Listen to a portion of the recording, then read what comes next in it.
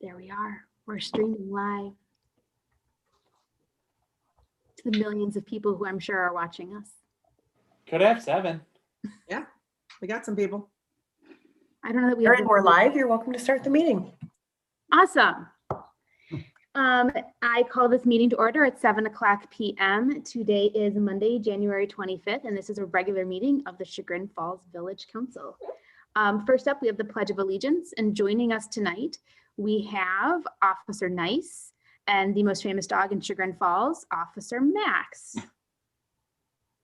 So.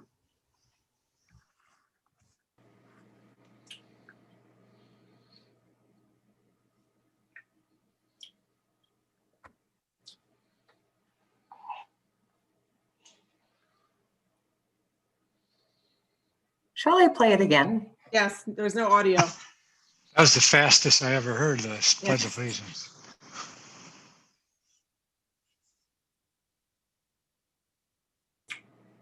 We can do lip syncing.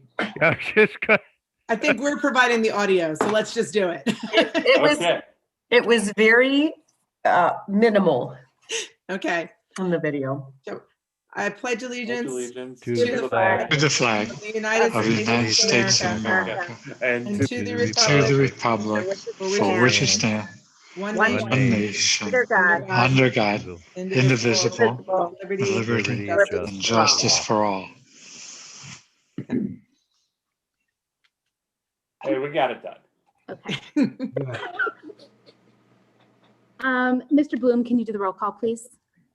Bernardo, Here, Evans, Here. Grube, Here. Newell, Here, Rocky, Here? Rogoff, here, Wyval. Here. Okay, everybody received the minutes from the meeting on January 11th. Did we have any changes or corrections to the minutes? I didn't have any. Seeing no hands raised, can I please have a motion to approve the minutes from January 11th, 2021? So moved. Second. Second. Motion by Newell, second by Evans. Roll call, please. Bernardo, aye. Evans, Aye. Grube, Aye. Newell, Aye. Rocky, Aye. Rogoff, aye. Wyval. Aye. Okay, Mr. Mayor. yes, thank you very much. I have some appointments to make tonight, and most all but one are reappointments. I'm reappointing Pam Spermoli to the Arts Commission, Larry Trace to the Cemetery Commission, Patty Baker to Planning and Zoning Commission, Ed Wells and Stu Lip to the Shade Tree Commission are reappointments. We appreciate their service, and they've agreed to continue. And in place of Don Edelman on the Arts Commission, I'm appointing Greg Hill. Greg has a art studio right next to Village Hall and has been a fairly long-term resident and has contributed to the Arts Commission in the past. And I would ask council to approve these appointments. Fantastic. Well, I motion to approve the mayor's appointments. Second. Motion by Group, second by DiBernardo. Roll call, please. Evans, Aye. Grube, Aye. Newell, Aye. Rocky, Aye. Rogoff, Aye. Wyval. Aye. Bernardo. Aye. All right, thank you. That concludes the mayor's report. I don't have anything else to report tonight. Fantastic. Okay, Mr. Bloom. I have no report tonight. And we have no members who have requested to speak to legislative items. Correct, we do not. A report of the law director, Mr. Markowitz. Thank you. The first item is ordinance number 2020-58. It's an ordinance adopting a social media policy for the Village of Chagrin Falls and amending the employee policy and procedure manual for social media and fraud reporting and declaring an emergency. Okay, Ms. DiBernardo, reading number 3. Can you, we've kept it pretty short. Can you give us a quick little overview here, what we're doing and the why? Sure. Okay. As you said, this is the third reading of the ordinance for adopting a social media policy for the village. I would like to see it adopted tonight if we can.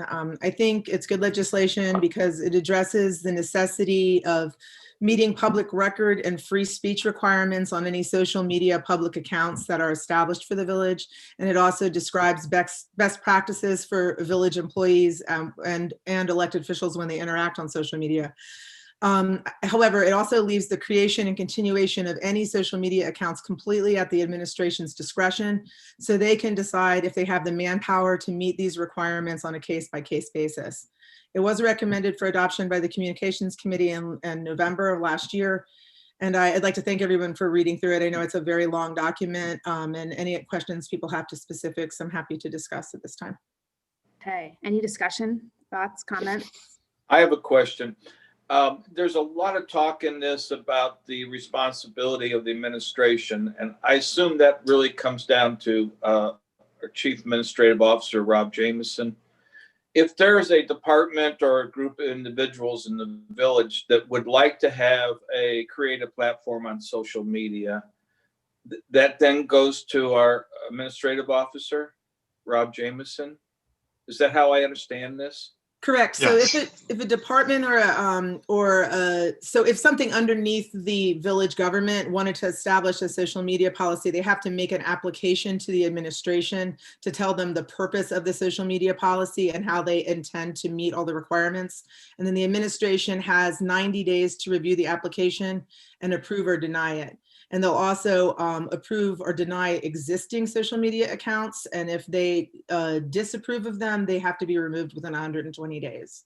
So it does leave it all up to the administration, provided the guidelines that are set out in this are what current law requires. So it basically is saying, if you're going to have social media, we have to be able to do these things. And if we can't do these things, we can't have these social media accounts. So that's at least how I read it. And it, So in the ordinance, I'm sorry, go ahead. Dale? no, finish your question because mine's going to lead us down a different Oh, tangent. okay. So if the Chief Administrative Officer decides that the request should be turned down, does he have specific guidelines that he uses to justify that decision? And what happens if that decision is appealed? I don't believe that we wrote in a decision to appeal. I know that was discussed in our meeting, whether or not a council should have the ability to appeal or to overrule the administration. I think we only put in the ability for the administration can't undo something that council has established. I believe that I think that we do leave this all in the administration's hands. Okay, I understand. maybe we need the law director to jump in, but Yeah. If the request is turned down, are there guidelines, much like we do in other other stuff, so that there is justification for that decision? You really mean a right of appeal, Jim, I think, don't you? Well, No, you're talking about standards for turning it down first. though. right. No. It's It's got going to meet the criteria that, the request has to meet the criteria that we laid out. Okay. And if it doesn't meet it's denied. If it does, I mean, you got to state your reasons and meet the criteria. So if it does meet the criteria, we've got to grant a request. Well, we should. If we don't, somebody could go to council and say, either amend the policy or pass an ordinance that directs the chief administrative officer to approve this particular website. It actually says that they can come to council and appeal Hmm. under 5.2B. It Okay. says Right. they're the coordinating authority. They have final decision-making authority unless overruled by the village council upon request of any person Okay. for approval or There's the- denial of social media sites. Okay. I mean, I guess I like this because it gives the outline, and I think it makes sure that before we create social media as a governmental body, that we have the means to run and support it, and and it ensures that we're following the public records, all that kind of stuff. I think it ensures a plan before we jump into something, wholeheartedly, because I don't think there's much worse than starting something and then having it go awry because you don't use it, and if you're not using it, you're not taking it down. Because there's other organizations I've seen where they had a great idea, they ran with it for a couple months, they stopped using it, and then randomly it still appears, and it's just not the right way to run things as a public body.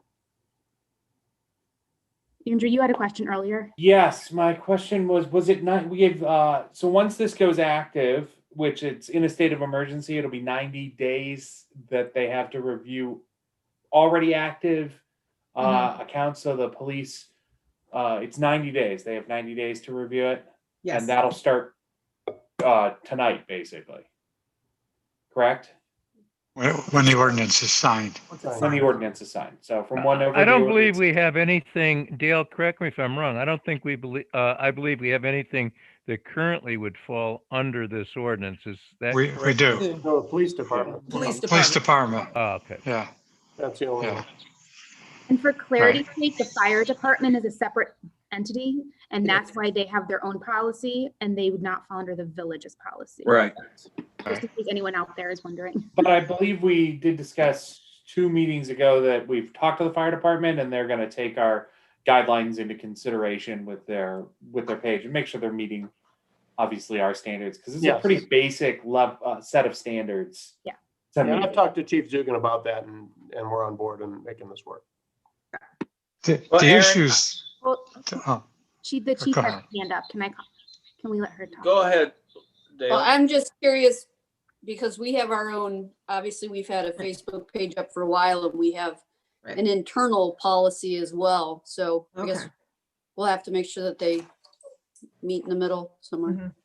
Well, as long as yours exceeds the requirements of ours, you'll meet ours. Yep. So Well, ours can be a little bit more restrictive, if I'm not mistaken, Mr. Markowitz, in terms of what can be posted on there. yes. Okay. The chief administrative officer can make you the administrator for your particular website. Right. And then you can set the guidelines for what can and can't be posted. The purpose of this was we were trying to limit the forums so that this doesn't become a situation where people can post whatever they want and then we can't get rid of it. Right. So we tried to make this one-way communications. It's information being disseminated by the village, and that's the primary purpose. If we have issues with these policies in the future, it'll be because either somebody is improperly using the website or perhaps a website that we've approved has changed their scope or their purpose. It would be like if some extreme left-wing or right-wing organization took over that website and we felt it wasn't appropriate. But short of something like that, it's all going to be in how we handle communications from us to the public. That helps a lot. I like that explanation. I understand the necessity of this. I think it's good to have this discussion tonight. We really haven't discussed it. The other 2 readings, it just kind of went on to readings and went on. I am concerned, and I'm going to kind of keep an eye on things. These social media platforms are becoming a little less social and more political, and that's my concern.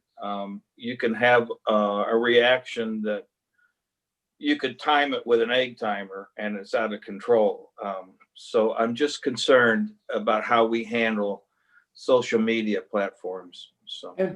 And that's why we didn't want to force anybody to have one, right? We didn't say you got to have such and such, but we gave the administration the option to create them or take them down whenever they chose, that was necessary. So we tried to limit that, ticking time bomb portion of this. Now, you have a question. What our YouTube page, is our YouTube page going to fall underneath this? So we do need to double check that, and we'll have to put somebody. The there ought to be disclaimer would have to go on the YouTube page and it'll have to be reviewed because all of our videos are posted there and there is the ability for people to comment on the videos. So luckily that hasn't happened. I mean, but that's mostly the risk with most of these sites is that comments are open. And as a public body, we can't really just freely delete things. We have to have rules for how those forums exist. And that what we would be posting on our sites as our legal disclaimer is in this policy. So it's just a matter of cut and pasting it onto our sites. Okay. Can I add one thing? Sure. This area of the law is in its infancy. All the cases that have been decided have come out in the last 4 years. So this area of law hasn't developed enough to really be sure of how everything's going to play out. And our last president got surprised a couple of times with the way the courts ruled because they wouldn't let him delete comments that he didn't like. And it's an area that's got First Amendment implications all over it, so we have to be careful. If it were up to the law directors in this country, we would eliminate social media for our government clients because there's nothing but bad that comes out of it from our perspective. But we know it serves a good purpose because it informs the community. If it were up to me, I'd say just put everything on the website because the website's not interactive. There's no two-way communications and it's just informative. But that's not the way social media, has taken control of our country. So we have to deal with what's out there. On the YouTube comments, I do think you can actually turn comments off on your page. I'll look into that. And if I find any We should do that. As You it can states turn- in I the think- policy, whenever we can turn off comments, we would elect to turn off comments. And when we can't turn off comments, it becomes a limited forum. So, So you I think mentioned, when you turn off comments, it's got to be all or nothing. right, it is. You're not going to get it. It's just one way. Nancy, go ahead. yeah, you mentioned YouTube. So during a meeting, people can comment on the meeting through YouTube. Is that correct? Yes. They can comment, but that doesn't mean we can read their comments in here. Like, we don't use it as a way to participate within the Right, council but- meeting. So, but do those comments stay with the recording so that like next week, if somebody looks at the meeting, are those comments still available to look at? And They are. can Yes. people comment at that point also? If we had a comment up there, it's my understanding legally, we'd have to leave it up there because we are not allowed to censor it and it would be there forever, like, on the Okay. YouTube channel. So it stays with the recording, but can people then comment on the recording Yes. next week if they watch the video? Yes, comments are available on the stream becomes a static video and the comments stay with it from when it transfers from a stream to a regular video. So they can comment live and they can comment later. And all those would be listed underneath the video. Okay.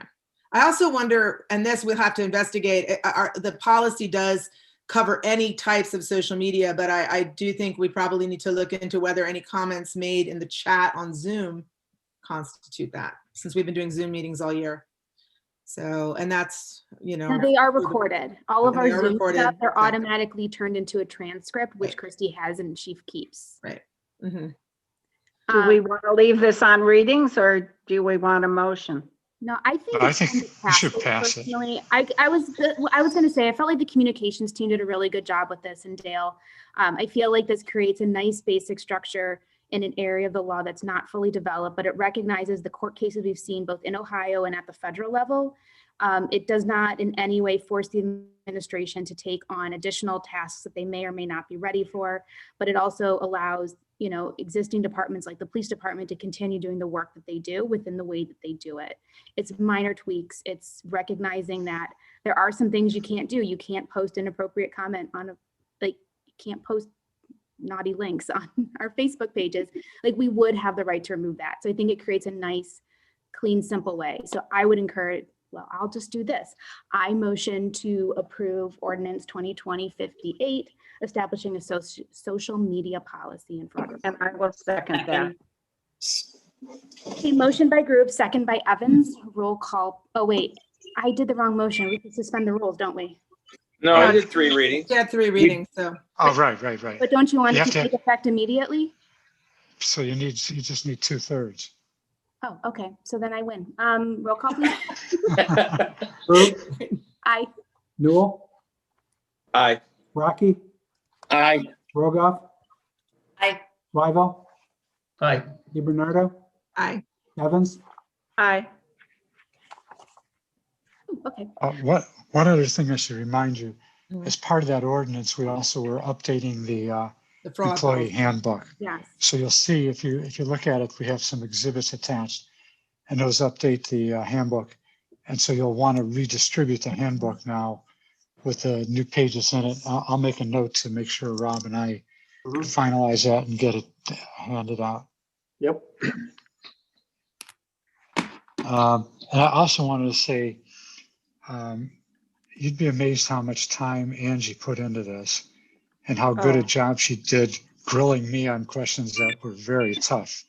That I don't know how long those answers will be good, Yeah, that's because true. the law could change again. So it's an area that we'll pay careful attention to. Yeah, I think it's a step in the right direction. So, Mr. Markowitz, let's talk about jail. Okay. Ordinance number 2020-59 is an ordinance authorizing the mayor to enter into an agreement with the city of Bedford I think you for mean, boarding. isn't it 06? What? 2021-06. I'm sorry, 2021-06. I can't read. An ordinance authorizing the mayor to enter into an agreement with the city of Bedford for boarding of prisoners and declaring an emergency. Sorry about that. Mr. Rocky. So this is just our standard renewal of the Bedford jail contract. As far as I'm aware, the police chief has been very happy with the services that the Bedford jail has provided us. So I'm going to recommend that we pass this tonight. I have a question. Comments? Oh, go Yeah. ahead, Mr. Newell. Ask away. Oh, thank you. How much did we use this last year, these services with this jail? I'm just curious. That's a good question for Chief Dasik. Do you have an answer for Jim at the moment? So I couldn't tell you like an official number, but Yeah. this is our go-to jail. If you're asking me how many arrests we made last year, I don't know that off the top of my head. Does every so we- arrest go to jail? Pretty much all of our physical arrests go to jail now because we don't have the facilities. Our station is not a secure enough facility in my mind to bring the majority of people we arrest back to. If somebody's, if it's somebody we know is gonna PR bond out real quick or something, we might, but with COVID, we haven't been bringing anybody back. Okay. So pretty much everybody we arrest is either gonna go to Bedford or Solon. We also use Jaga County, but they're more of a last resort since they're so far away. I didn't mean to put you on the spot. I didn't realize that every arrest requires being taken to incarceration, being locked up. Well, any physical arrest requires a booking, right? Okay. So we used to do all of our booking in-house at our place, but it's just our facility's not a good place for that. And again, with COVID, Amber, I was blaming Nelson for that. It's not. Oh, wait, that got Nelson's attention. Yeah, I bet. I was thinking, there goes Newell with Nelson again. Me. So anyways, yeah, we use the jails quite frequently. And the other thing to keep in mind too is right now the county jail won't take any nonviolent misdemeanors. So we've been using our local jails more for that purpose too. Jim, last year we spent just over $2,600 with Bedford, so it's a low dollar amount. 70. And most of our court stuff is handled in Bedford too, correct? Yeah, that's where the municipal court is, if that's what you're asking. Yeah, that's correct. And they have a video link, so we can do a lot of our video arrangements right from the jail. Okay. Any other questions about Bedford jail? Nope. Okay. Motion to suspend. Thank you, Dan. Second. Motion by Evans, second by Newell. Roll call, please. Newell, Aye. Rocky, Aye. Rogoff, Aye. Wyval, Aye. DiBernardo, Aye. Evans, Aye. Rube, Aye. Motion to adopt. Second. Motion by Newell, second by Evans. Roll call, please. Rocky, Aye. Rogoff, Aye. Wyval, Aye. DiBernardo, Aye. Evans, Aye. Rube. Aye. Newell. Aye. Okay, thank you. On to you, Mr. Markowitz. Okay. Ordinance number 2021-07, an ordinance amending chapter 1321 of the Building Code of the Village of Chagrin Falls and amending codified ordinance sections 1321.01 parens B and 1321.05 and declaring an emergency. Okay, on to you, Mr. Wyville. Well, we had a committee meeting about this prior to the council tonight. So, section 1321-B just has some language in it that we'd like to clean up. You can see in the notes from tonight exactly what we're talking about, but it's some pretty minor language related to the building code. And then that enables us to get to probably the more important section, which is 1321.05, which addresses enforcement personnel. We will be saying goodbye to Harry at some point, and we want to make sure that we can do the proper training so that we can get the proper candidate in line and following the ICC guidelines that we follow now. So it's really just that. It's cleaning up some language in that first section, that 1321.01B, and then talking about the enforcement of that building code. So we'd like to pass this tonight. If there's some questions, I'd be happy to try to take them. Or Rob is certainly helpful in this section too. Questions, my friends? Conversation. We talked about this a little bit in the admin and comp meeting. Right. It's pretty straightforward. I think everybody had a key. I was probably the person who understood it least. I'm sorry in the committee, but it's pretty well spelled out in this ordinance, and it seems pretty straightforward to me.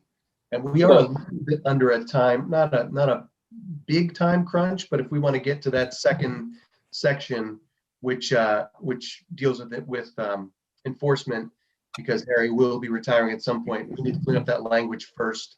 And these two pieces are the last pieces of that ordinance that I think we need to address. Yeah, and Rob said during the committee meeting, they're planning to hire this spring so that we have a person under Harry's tutelage over the next year. He's planning to leave early in 2022. We'll miss you, Harry. You know you're watching. And we need 1 year of training under Harry, and then following the ICC guidelines that we follow already. So yeah, there is a bit of a time crunch. So I would like to move to pass this legislation tonight. Motion to suspend. Second. Who did the second? I didn't. Andrew. Rocky. Okay, thank you. Motion by Evans, second by Rocky. Roll call, please. Rogoff, Aye. Wyville, Aye. DiBernardo, Aye. Evans, Aye. Krug, Aye. Newell, Aye. Rocky, Aye. Great. Motion to adopt. Second. Motion by Evans, second by Newell. Roll call, please. Wyville, Mute. Oh, Mute. I'm not on mute. Aye. okay, DiBernardo, Aye. Evans, Aye. Krug, Aye. Newell, Aye. Rocky, Aye. Rogoff, Aye. Thank you. And Thank you. Thank you. That concludes our legislative docket. Council committee reports, admin and comp. Nothing other than the piece we just discussed. Thank you. Arts Commission. Welcome aboard to our really appointed Pam Spermelli, the chair of our commission, and to Greg Hill. And our first meeting will be February 10th at 6:30 on Zoom. Board of Zoning Appeals. We have our meeting tomorrow at 7:30. Cemetery Commission is me. I have nothing to report. Facilities and Services. We'll be having our first meeting before our next council meeting on February 8th at 6:15 p.m. to go over priorities and things we'll be covering this year. Okay, Finance Committee, we met last week. You can catch us on the YouTube and see all the delightful things we talked about. Parks Commission, Parks Commission is meeting Wednesday, February 3rd at 8:30 on Zoom. Planning and Zoning Commission. Planning and Zoning is meeting February 16th at 7 o'clock. That's a Wednesday. Oh, that's right, okay. Did I get the right? Yeah, because of President's Day. Was it President's Day? Due to the holiday, rescheduled. Okay. Safety Committee, Nothing but tonight's legislation. Shade Tree Commission, No report. Streets and Sidewalks. We have a couple things that will be coming up, but they're not quite ready. So we will be having some meetings in the next couple months. Okay. And then Utilities Committee, No report tonight, Madam President. Mr. Jameson, report of the Chief Administrative Officer. Thank you, Madam President. Just one item tonight. I sent out an email to all of council with 5 items that we wish to declare as surplus, and requesting permission through a motion to dispose of these items through online auction, the GovDeals site. The items real quick are the bandsaw, an antiquated leaf and sewer vacuum machine with related parts and collection boxes, a rolling truck ladder, a hydraulic hammer attachment for a skid steer loader, and the old wood chipper, as which you know we purchased the new one at the last council meeting. So if I can get a motion to dispose of those, that would be appreciated. I would move to allow the administration to dispose of the listed items on GovDeals. Second, Motion by Group, second by DiBernardo. Roll call, please. DiBernardo, Aye. Evans, Aye. Rube, Aye. Newell, Aye. Rocky, aye. Rogoff, Aye. Wyval. I'll just put a plug in for Mr. Brockway and his efforts to sell street signs, which has been beloved by those whose streets come up, and thank you for all the time that you've put into doing that so people can know a little bit of the village. Okay, report of the engineer, Mr. Lannon. No report, Madam President. Report of the police chief. All right, I apologize, but I have a couple things. So first of all, some of you may have seen that we put an announcement in the paper to hire for part-time patrol officers. If you know anybody, send them our way. We've had an interesting start to our year already. So we had Sergeant Capwell has announced his intent to retire. So he will probably come off our schedule around the end of March, and then we'll be completely retired by the end of May. Fortunately, we have a part-time officer waiting in the wings right now to step into that full-time position, assuming that everything goes according to plan with all the pre-hire stuff. But because of that, we're going to be losing her as a part-time officer, which she's filling a lot of time for us. So the second thing with that is we have an officer out right now on an extended sick leave. His situation is kind of an unknown for us right now.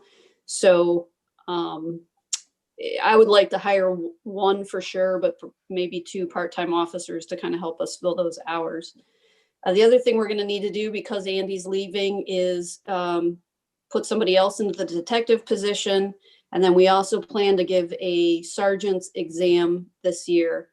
My hope, Scott Safadovitz is kind of right there on the line of retirement as well.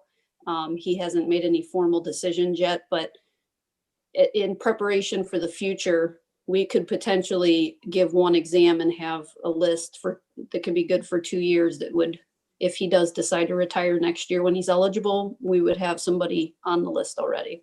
Does anybody have any questions about the hiring or anything before I go on to something else? So you're going to hire a full-time officer, maybe 2 part-time officers, and a sergeant? Promoted So sergeant. we're hiring for part-time. So Okay. we currently have a part-time officer who would like the full-time position. Gotcha. Okay. She already interviewed for full-time before, but she wasn't out of the academy yet. So she was on our list from before anyways. So it's a nice smooth transition because she's already trained. Again, assuming everything goes well, you know. The sergeant's exam, that comes from within. So we're not hiring somebody for that. It's going to be somebody that's in patrol moving up. Okay, that makes sense. Yeah, so the only hiring I'm planning to do is 1 or 2 part-time patrol officers. Sorry, I got it all twisted in my head. That's okay. Okay, and then the last thing, and I can talk to Councilman Rocky tomorrow, but I would like to request a safety committee meeting to discuss LPR cameras. So the lieutenant met with someone. I don't know if any of you guys have seen the cameras in Hunting Valley, and there's a couple, I know Mr. Rocky has, but there's a couple in some other communities as well. We have potential access to cameras, but we've talked about, or the lieutenant has inquired about possibly putting some up in our own town. And given the recent spate of car thefts, it might not be a bad idea to do that. So I would like to request a safety committee meeting to have somebody do a presentation for you guys. So you Yeah, can understand what that they sounds do. great. Is there anybody scheduled for right before the next council meeting? Facilities and Facilities and services is. Okay, we'll get together and talk about it another time then. Okay, Okay, just give me a call tomorrow whenever you get a chance.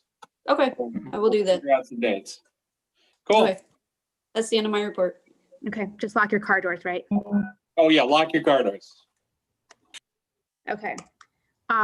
We are going to go on to, I don't think that we have a fire chief's fire report today. I believe Jim Finley is going to speak for the chief. Mr. Finley, you're hiding. Come and join us. Bad hair day. I'm going to be in between. Can't see that. I have no report, Madam President. You're forgiven. Okay. Members of the public to speak to any matter. This part of our meeting is open to public comments. The Village Council appreciate and value citizen comments during our meetings. We do limit comments to 5 minutes. All comments should be directed at Village Council, which is more obvious when we're on Zoom than when we're in person. So here's how this works. We are going to ask people to use the raise their hand function in the Zoom webinar. So if you are watching and would like to speak, you'll use the little raise your hand function. And Christy who runs our meetings, will allow you to move over into the great panel of faces. And we will give you 5 minutes to address council. And moving Matthew Cox, yes. Cox into the panelist. Matthew, if you can please unmute and enable your camera.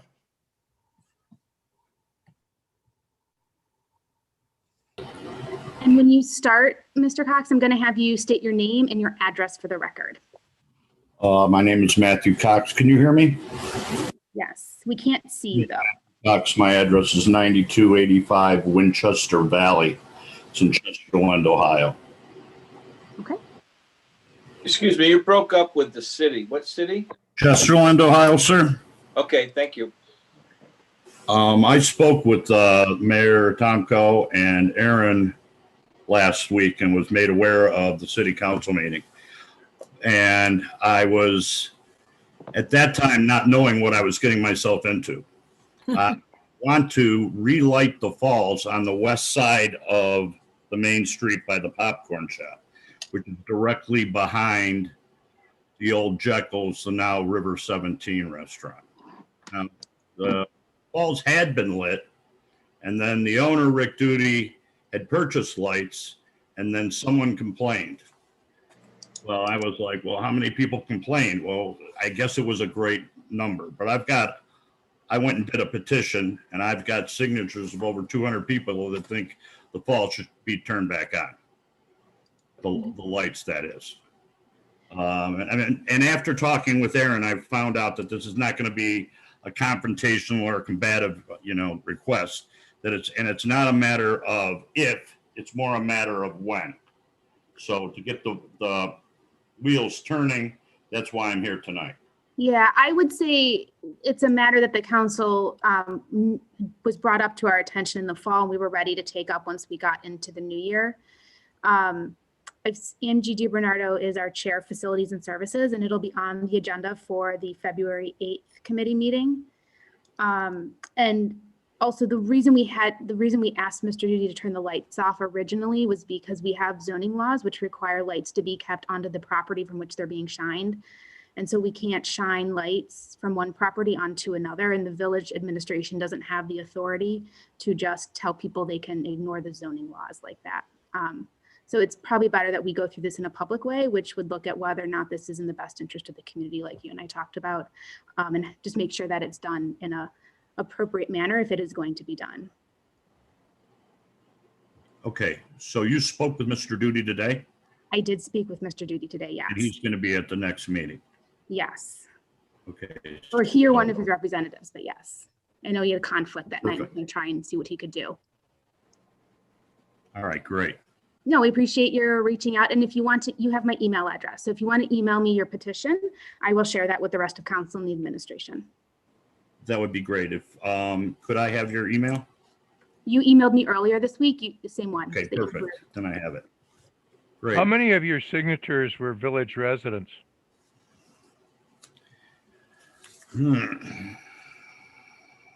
Here's one. Here's two. Here's 3, 4, 5, 6, 7, 8, 9, 10, 11, 12, 13, 14.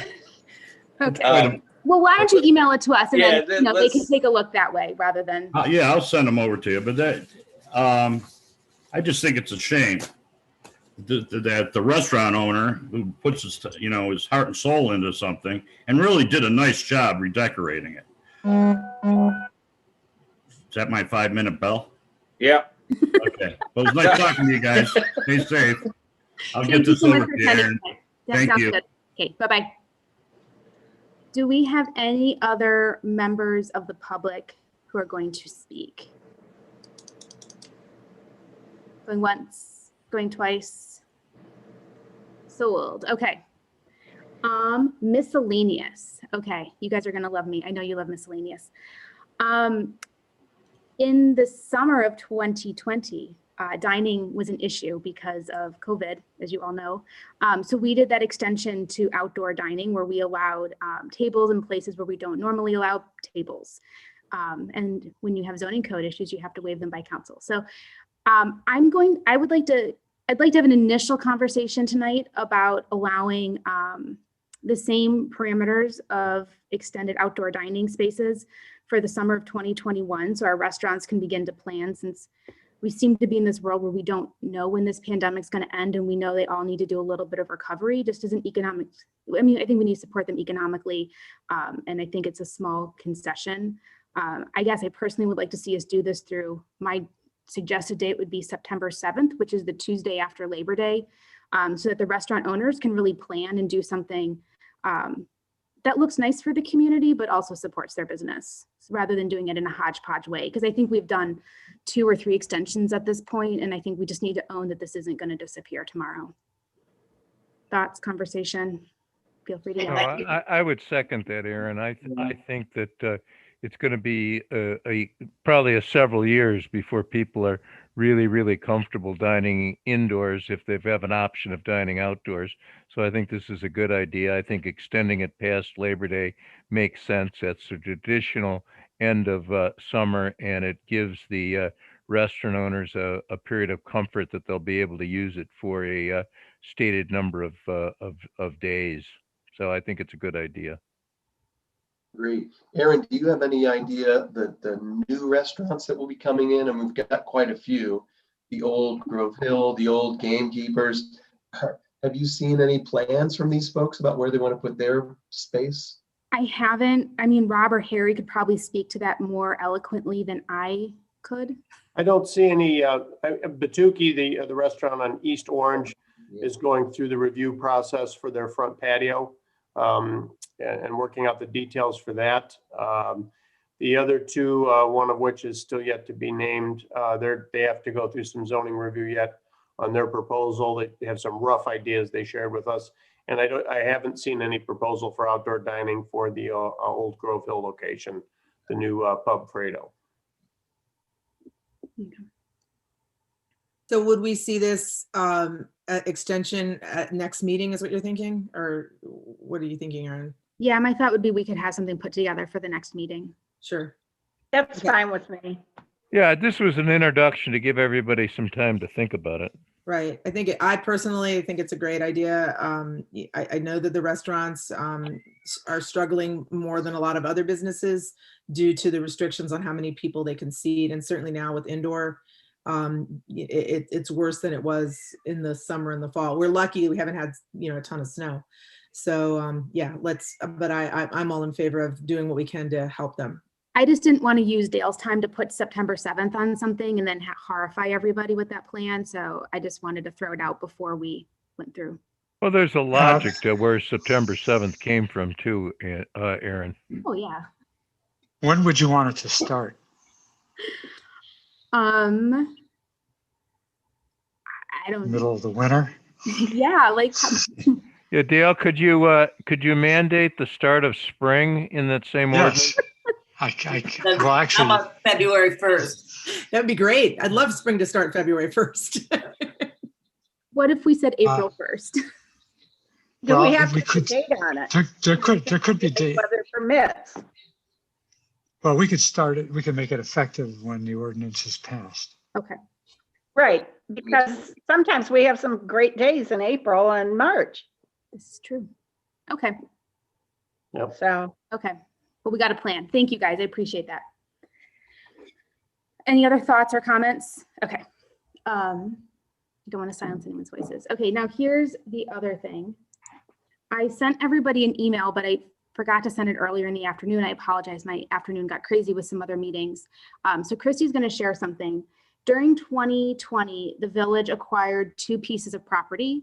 One is, you may have heard about this. It was a portion of the Grove Hill property, the Bancroft House property, which has been, is now fully deeded over to the village.